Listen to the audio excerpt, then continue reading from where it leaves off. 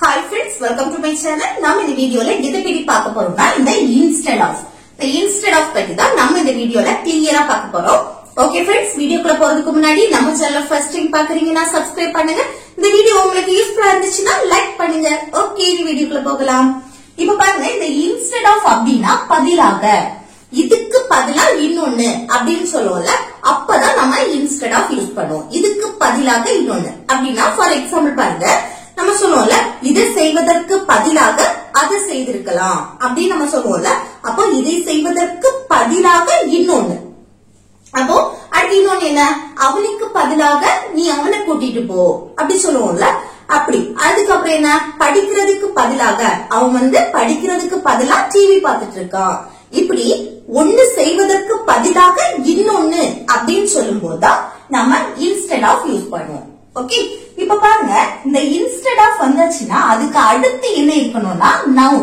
instead of அடுத்து noun. noun என்ன, எதுக்கெல்லாம் பெயர் இருக்கோ அது எல்லாமே noun தான், பெயர் சொல். ஓகே, அடுத்து pronoun.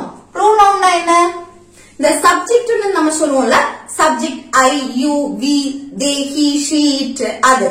அடுத்து ஆப்ஜெக்ட் pronoun. ஆப்ஜெக்ட் ப்ரோனவுன்னா மீ, என்னை அப்படின்னு சொல்லும்போது நீ சொல்லுவோம். அவனை அப்படின்னா ஹிம், அவளை அப்படின்னா ஹர், இப்படி எல்லாம் சொல்லுவோம்ல, இதெல்லாமே ஆப்ஜெக்ட் ப்ரோனவுன். அடுத்து வெர்ப். வெர்ப் வந்துச்சுன்னா கூட என்ன சேர்ப்போம், ஐஎன்ஜி. வெர்ப் வந்தாலே கூட என்ன வரும், ஐஎன்ஜி. அப்போ இன்ஸ்டெட் ஆஃப்க்கு அடுத்து என்னெல்லாம் இருக்கணும்னு பாத்துக்கோங்க. இப்போ எக்ஸாம்பிள் பார்க்கும்போது உங்களுக்கு கூட கொஞ்சம் புரியும். பாருங்க, அவனுக்கு பதிலாக நம்ம சொல்லுவோம்ல, அவனுக்கு பதிலா நீ போ அப்படின்னு. அப்ப அவனுக்கு பதிலாக அப்படின்னு சொல்லும்போது எப்படி சொல்லலாம் பாருங்க, ஃபர்ஸ்ட் பதிலாக அத ஃபர்ஸ்ட் எழுதணும். அந்த பதிலாக அப்படின்னா instead of.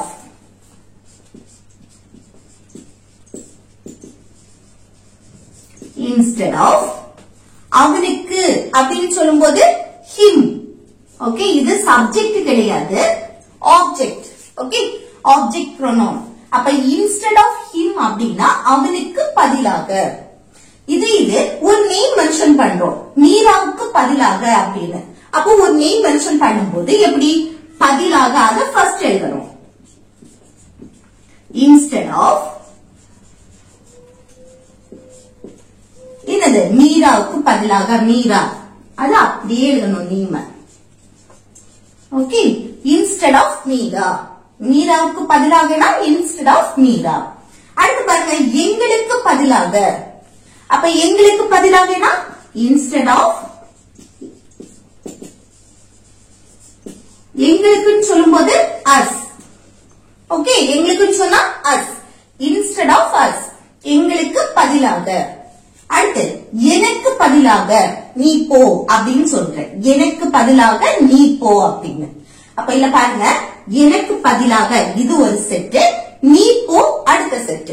ஓகே, இதுல இத ஃபர்ஸ்ட் எழுதினாலும் ஒண்ணும் இல்ல, எனக்கு பதிலாக இத ஃபர்ஸ்ட் எழுதினாலும் ஒண்ணும் இல்ல, இல்ல இந்த செட் நீ போ அப்படிங்கறத ஃபர்ஸ்ட் எழுதினாலும் ஒண்ணும் இல்ல. ஓகே, இப்ப பாருங்க, இத ஃபர்ஸ்ட் எழுதுற, நீ போ அப்படின்னு சொல்ற. நீ போனா என்ன சொல்லுவோம், யூ கோ. ஓகே, நீ போ அப்படின்னா என்னது, யூ கோ. ஓகே, அடுத்து யாருக்கு பதிலா, எனக்கு பதிலாக. அப்ப எனக்கு பதிலாக எந்த செட்டு கூட அந்த பதிலாக சேர்ந்து வருதோ அத ஃபர்ஸ்ட் எழுதணும். ஓகே, பதிலாக instead of.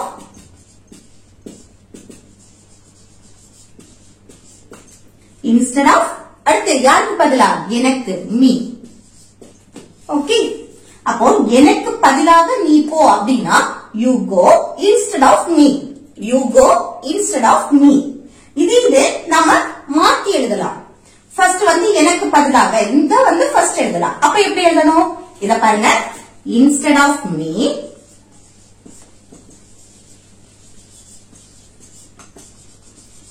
instead of me அப்படின்னா எனக்கு பதிலாக. அடுத்து நீ போ அப்படின்னு சொல்லும்போது you go. ஓகே, இப்படி சேஞ்ச் பண்ணி எழுதலாம், இல்ல இத இப்படியே எழுதலாம். ஓகே, அடுத்து நெக்ஸ்ட் பாருங்க, இதற்கு பதிலாக நம்ம சொல்லுவோம்ல, இதுக்கு பதிலா அப்படின்னு. அப்போ இதுக்கு பதிலாக அப்படின்னு சொல்லும்போது எப்படி, பதிலாக instead of.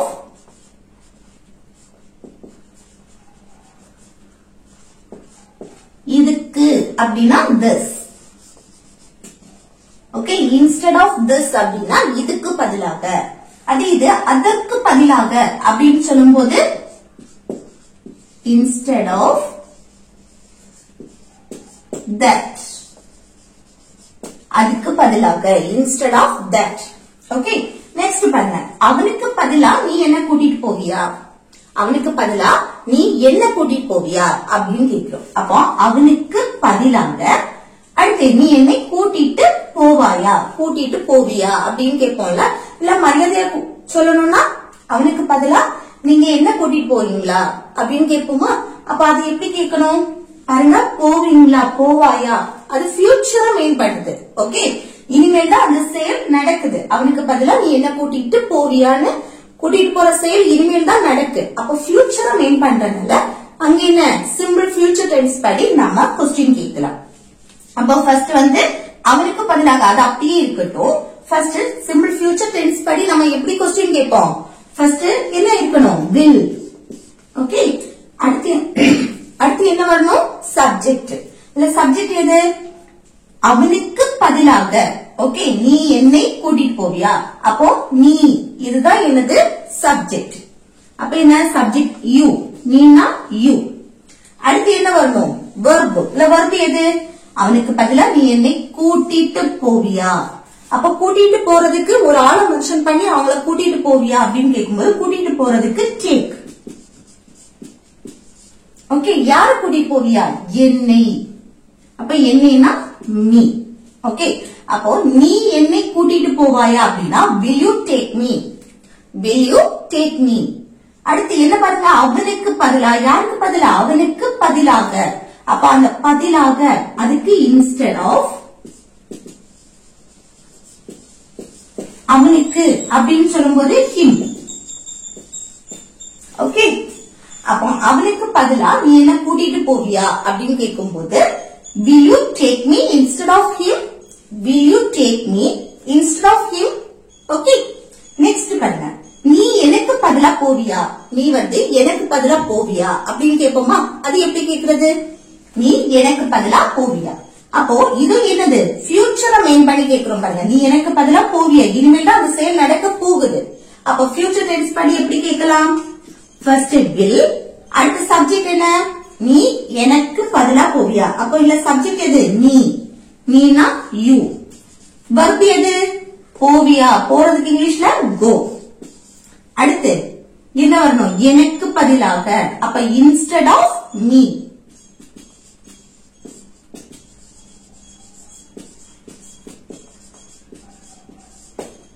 ஓகே, அப்ப நீ எனக்கு பதிலா போவியா அப்படின்னு கேட்கும்போது will you go instead of me? will you go instead of me? Okay, அடுத்து நெக்ஸ்ட் பாருங்க. அவ 6 மணிக்கு எழும்புவதற்கு பதிலாட்டு 9 மணிக்கு எழும்புனா அப்படின்னு சொல்றோம். ஓகே, அவன் 6 மணிக்கு எழுக்க வேண்டியது, ஆனா அவன் எழுச்சது எப்போ? 9 மணிக்கு. அப்ப இது எப்படி எழுதுறது பாருங்க. அவ 6 மணிக்கு எழும்புவதற்கு பதிலாக. அப்போ 6 மணிக்கு எழும்புவதற்கு பதிலா எத்தனை மணிக்கு எழும்புனா? 9 மணிக்கு எழும்புனா. ஃபர்ஸ்ட் இது என்ன ஃபார்ம்ல இருக்கு? Past tense, simple past tense. எழும்பினான். ஓகே, ஆல்ரெடி நடந்து முடிஞ்சது. அப்ப சிம்பிள் பாஸ்ட் டென்ஸ் படி எப்படி எழுதணும்? ஃபர்ஸ்ட் சப்ஜெக்ட் இருக்கணும். சப்ஜெக்ட் என்ன? அவன், he. ஓகே, அடுத்து இன்னொன்னு பாருங்க. அவன் 6 மணிக்கு எழும்புவதற்கு பதிலாக, அந்த பதிலாக அப்படின்னு வருதுல்ல, அது கூட எது கணக்குல இருக்கோ அது வரைக்கும் ஒரு செட். இப்போ 6 மணிக்கு எழும்புவதற்கு பதிலாக அவன் எத்தனை மணிக்கு? 9 மணிக்கு எழுச்சான். அப்ப அந்த 6 மணிக்கு எழும்புவதற்கு பதிலாக இன்னும் ஒரு செட். அடுத்து அவன் 9 மணிக்கு எழும்பினான், அது இன்னொரு செட். ஓகே, பாருங்க. First subject he. அடுத்து என்ன? 9 மணிக்கு எழும்பினான். verb வரணும். எழும்புறதுக்கு இங்கிலீஷ்ல என்னது? get upனு சொல்லலாம், wake upனு சொல்லலாம். அது இது past tense. எழும்பினான் past tense படி எப்படி சொல்லுவோம்? got up இல்லனா woke up. ஓகே, அப்போ got up. எது போட்டாலும் ஒண்ணும் இல்ல. ஓகே, ரொம்ப பெரிய வித்தியாசம் ஒண்ணும் கிடையாது. he got up அப்படின்னா அவன் எழும்பினான். எப்ப எழும்பினா? 9 மணிக்கு. அப்ப 9 மணிக்குன்னா அந்த 9 மணிக்கு ஒரு ஸ்பெசிபிக் டைம், கரெக்டான டைம் நம்ம சொல்லும் போது at யூஸ் பண்ணுவோம் தானே? at 9 o'clock. அப்போ அவன் 9 மணிக்கு எழும்புனா அப்படின்னு சொன்னா he got up at 9 o'clock. He got up at 9 o'clock. அடுத்து எதுக்கு பதிலா 6 மணிக்கு எழும்புவதற்கு பதிலாட்டு இது 9 மணிக்கு எழுச்சான். அப்போ என்ன எழுதணும்? பதிலாக. அடுத்த செட் என்ன? instead of. அடுத்து என்னது வரணும்? 6 மணிக்கு எழும்புவதற்கு. அப்ப instead of அடுத்து verb வந்திருக்கு. எழும்புவதற்கு, எழும்பக்கூடிய செயல். அப்ப அந்த verb கூட என்ன சேர்க்கணும்? ing. எழும்புறதுக்கு இங்கிலீஷ்ல என்னது? get up இல்லனா wake up. ஓகே, இப்போ get up போட்டோம்னா கூட என்னது? ing சேர்ப்போம். getting up. ஓகே, எழும்புவதற்கு getting up. 6 மணிக்கு அப்படின்னு சொல்லும்போது அந்த ஸ்பெசிபிக் டைம் நம்ம சொல்றதால at 6 o'clock. பாருங்க, அவன் 6 மணிக்கு எழும்புவதற்கு பதிலாக 9 மணிக்கு எழும்புனா அப்படின்னு சொல்லணும்னா he got up at 9 o'clock instead of getting up at 6 o'clock. Okay, he got up at 9 o'clock instead of getting up at 6 o'clock. Okay, இது நீங்க சேஞ்ச் பண்ணி மாத்தி எழுதலாம். பாருங்க, இத ஃபர்ஸ்ட் ஸ்டார்ட் பண்ணலாம். instead of getting up at 6 o'clock, அடுத்து he got up at 9 o'clock. இப்படி சேஞ்ச் பண்ணி எழுதலாம். இந்த செட்ட ஃபர்ஸ்ட் எழுதலாம். instead of getting up at 6 o'clock, he got up at 9 o'clock. Okay, இப்படி சேஞ்ச் பண்ணி எழுதலாம். இல்ல இப்படி எழுதினாலும் ஒண்ணும் இல்ல. நெக்ஸ்ட் பாருங்க, திங்கட்கிழமை வருவதற்கு பதிலாக அவன் நாளைக்கு வருவான். திங்கட்கிழமை வருவதற்கு பதிலா அவன் என்னைக்கு வரான்? நாளைக்கு வரான் அப்படின்னு சொல்றோம். அப்ப திங்கட்கிழமை வருவதற்கு பதிலாக, அந்த பதிலாக எது கூட கனெக்ட் ஆகுது? திங்கட்கிழமை வருவதற்கு பதிலாக. அப்ப அது ஒரு செட்டு. அவன் நாளைக்கு வருவான் அடுத்த செட். அப்ப பாருங்க, அவன் நாளைக்கு வருவான். ஃபியூச்சரை மெயின் பண்ணி நம்ம பேசுறோம். அப்ப இது எப்படி எழுதணும்? ஃபியூச்சர், சிம்பிள் ஃபியூச்சர் டென்ஸ் படி எப்படி எழுதணும்? அவன் நாளைக்கு வருவான். அப்போ he, அவன் அப்படின்னா he. அடுத்த சப்ஜெக்ட் எழுதியாச்சு. verb வருவான். வரதுக்கு இங்கிலீஷ்ல என்னது? கம். அப்போ கம் போட்டாச்சு. நம்ம சிம்பிள் ஃபியூச்சர் டென்ஸ் படி எதை எழுதணும்? இந்த சப்ஜெக்ட்டுக்கு அடுத்து will போடணும். சரியா? அப்போ he will come அப்படின்னா அவன் வருவான். எப்போ? நாளைக்கு, tomorrow. அவன் நாளைக்கு வருவான் அப்படின்னா he will come tomorrow. He will come tomorrow. Okay, அடுத்து என்னைக்கு வருவதற்கு பதிலாக? திங்கட்கிழமை வருவதற்கு பதிலாக. அப்ப திங்கக்கு பதிலாக instead of, திங்கட்கிழமை வருவதற்கு. அப்போ verb வந்திருக்கு, வருவதற்கு. அப்ப வாரத்துக்கு இங்கிலீஷ்ல என்னது? கம். கூட என்ன சேர்க்கணும்? verb கூட ing. Okay, coming. கூட என்ன சேர்க்கணும்? ing, coming. அடுத்து திங்கட்கிழமை. ஒரு நாள் நம்ம மென்ஷன் பண்ணி பேசுறோம். அப்ப ஒரு நாள் நம்ம திங்கட்கிழமைன்னு, ஒரு நாள் ஃபுல்லாவே திங்கட்கிழமை தானே. அப்ப ஒரு நாள் நம்ம மென்ஷன் பண்ணி பேசுறதுனால ஆன் யூஸ் பண்ணணும். ஓகே, அந்த நாளை மென்ஷன் பண்றதுக்கு முன்னாடி ஆன் யூஸ் பண்ணணும். On Monday. ஓகே, அப்போ திங்கட்கிழமை வருவதற்கு பதிலா அவன் நாளைக்கு வருவான் அப்படின்னு சொல்லணும்னா எப்படி சொல்றது? he will come tomorrow instead of coming on Monday. Okay, அடுத்து நெக்ஸ்ட் பாருங்க, படிப்பதற்கு பதிலா அவன் டிவி பார்த்து கொண்டு இருக்கிறான். அவன் படிப்பதற்கு பதிலா என்ன பார்த்துட்டு இருக்கான்? டிவி பார்த்துட்டு இருக்கான். அப்ப இதை எப்படி எழுதுறது? படிப்பதற்கு பதிலாக இது ஒரு செட்டு. அடுத்து என்ன? அவன் டிவி பார்த்து கொண்டிருக்கிறான். அவன் டிவி பார்த்துட்டு இருக்கான் அப்படின்னு சொல்லுவோமா? அப்ப டிவி பார்த்துட்டு இருக்கிறது என்னது? கண்டினியூஸா நடந்துட்டே இருக்கு. டிவி பார்த்து கொண்டு இருக்கான், டிவி பார்த்துட்டு இருக்கான் அப்படின்னு. அப்ப ஒரு செயல் கண்டினியூஸா நடந்துட்டே இருக்கு அப்படின்னா அது என்ன? பிரசன்ட்ல. இப்போ ஒரு செயல் கண்டினியூஸா நடந்துட்டே இருக்குன்னா அது என்ன? Present continuous tense. ஓகே, அப்ப பிரசன்ட் கண்டினியூஸ் டென்ஸ் படி தான் எழுத போறோம். பாருங்க, அவன் டிவி பார்த்து கொண்டு இருக்கிறான். இப்ப என்ன? First subject he. அடுத்து என்ன வரணும்? டிவி பார்த்து கொண்டிருக்கிறான். பிரசன்ட் கண்டினியூஸ் டென்ஸ் படி ஃபர்ஸ்ட் சப்ஜெக்ட். அடுத்து என்ன? be verb. be verb என்னலாம்? am, is, are, was, were, will be. அதுல am, is, are இந்த மூணு தான் பிரசன்ட்க்கு. இல்ல எதை யூஸ் பண்ணணும்? he வந்தாலே இஸ் தான் யூஸ் பண்ணணும். Okay, he is. அடுத்து என்ன verb வரணும். verb இல்ல எது, அவன் டிவி பார்த்து கொண்டிருக்கிறான், பார்த்துட்டு இருக்க செயல் தான் நடக்குது. அப்ப டிவிய மென்ஷன் பண்ணும்போது அங்க பார்க்கிறதுக்கு இங்கிலீஷ்ல என்ன வரும், வாட்ச். கூட என்ன சேர்க்கணும், ing. present continuous tense படி verb கூட ing சேர்ப்போம். he is watching, என்ன பார்த்துட்டு இருக்கான், TV. Okay, he is watching TV அப்படின்னா அவன் டிவி பார்த்துட்டு இருக்கான், அவன் டிவி பார்த்து கொண்டிருக்கிறான். ஓகே, பிரசன்ட்ல கண்டினியூஸா நடந்துட்டே இருக்கு. he is watching TV. அடுத்து எதுக்கு பதிலா, படிப்பதற்கு பதிலா. அப்ப அந்த பதிலாக அதுக்கு instead of,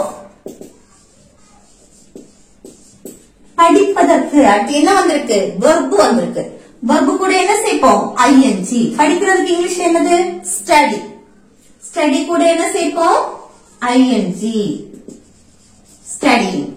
he is watching TV instead of studying. okay, he is watching TV instead of studying. இது சேஞ்ச் பண்ணி எழுதணும்னா instead of studying he is watching TV. okay, இப்படியே சேஞ்ச் பண்ணி எழுதலாம். instead of studying he is watching TV. okay, இப்படி change பண்ணி எழுதலாம். அடுத்து நெக்ஸ்ட் பாருங்க, இந்த பேனாவிற்கு பதிலாக அந்த பேனாவை எனக்கு கொடு. நம்ம சொல்லுவோம்ல, இந்த பேனாக்கு பதிலா அந்த பேனாவை தருவியா, அந்த பேனாவை எனக்கு கொடு அப்படின்னு சொல்லுவோம்ல. அப்போ இந்த பேனாவுக்கு பதிலா அந்த பேனாவை தா அப்படின்னு கேக்குறது. ஓகே, கொடு, தா எல்லாமே ஒண்ணுதான். அப்ப இது எப்படி எழுதுறது பாருங்க, இந்த பேனாவிற்கு பதிலாக இது ஒரு செட்டு, அந்த பேனாவை எனக்கு கொடு, அந்த பேனாவை கொடு அப்படின்னு சொல்றது. அந்த பேனாவை தா, அது ஒரு செட்டு. அப்ப இத ஃபர்ஸ்ட் எழுதுவோமா. அப்ப அந்த பேனாவை எனக்கு கொடு இப்படி வரும்போது இதுல என்னது, சப்ஜெக்ட் எதுவுமே கொடுக்கல. அப்போ வெர்ப ஃபர்ஸ்ட் எழுத போறோம். கொடு, கொடுக்கிறதுக்கு இங்கிலீஷ்ல என்னது, give. ஓகே, கொடு யாருக்கு, எனக்கு, me. give me, எனக்கு கொடு, என்ன கொடுக்கணும், அந்த பேனாவை. அப்ப அந்த அப்படின்னா that, பேனானா pen, that pen. Okay, give me that pen அப்படின்னா அந்த பேனாவை எனக்கு கொடு. எதுக்கு பதிலா, இந்த பேனாவிற்கு பதிலாக. அப்ப அந்த பதிலாக அதுக்கு instead of, இந்த பேனாவிற்கு அப்படின்னு சொல்லும்போது this one அப்படின்னு சொல்லலாம். ஓகே, இப்படி சொல்லலாம். அப்போ இந்த பேனாவுக்கு பதிலா அந்த பேனாவை எனக்கு கொடு அப்படின்னு சொல்றதுக்கு give me that pen instead of this one. Okay, give me that pen instead of this one. அடுத்து நெக்ஸ்ட் பாருங்க, எனக்கு பதிலாக நீ இதை செய்வாயா. நமக்கு போல எனக்கு பதிலா நீ இதை செய்வியா அப்படின்னு கேட்போமா. அப்ப எனக்கு பதிலா நீ இதை செய்வியா. பாருங்க, எனக்கு பதிலாக இது ஒரு செட்டு, நீ இதை செய்வியா, செய்வாயா. அப்ப இனிமேல் தான் இந்த செயல் நடக்க போகுது. ஓகே, இனிமேல் தான் அது செய்வியா அப்படின்னு கேட்கும். அப்போ ஃபியூச்சரை மெயின் பண்ணி பேசுறதுனால இது எப்படி, சிம்பிள் ஃபியூச்சர் டென்ஸ் படி எழுத போறோம். கொஸ்டினா கேக்குறோம் பாருங்க. அப்ப கொஸ்டின் கேட்கும் போது சிம்பிள் ஃபியூச்சர் டென்ஸ் படி ஃபர்ஸ்ட் என்ன வரணும், will. Okay, simple future tense படி ஃபர்ஸ்ட் will. அடுத்து என்ன வரணும், சப்ஜெக்ட். இல்ல சப்ஜெக்ட் எது, நீ, நீனா you. அடுத்து verb என்ன, இதை செய்வாயா, செய்வியா. செய்யறதுக்கு இங்கிலீஷ்ல என்னது, do. ஓகே, இது verb V1 ஃபார்ம்ல இருக்கு, do. அடுத்து எது, இதை, இதைனா this. அப்போ நீ இதை செய்வியா அப்படின்னு சொல்லும்போது will you do this, will you do this. Okay, யாருக்கு பதிலா, எனக்கு பதிலாக. அப்ப instead of me.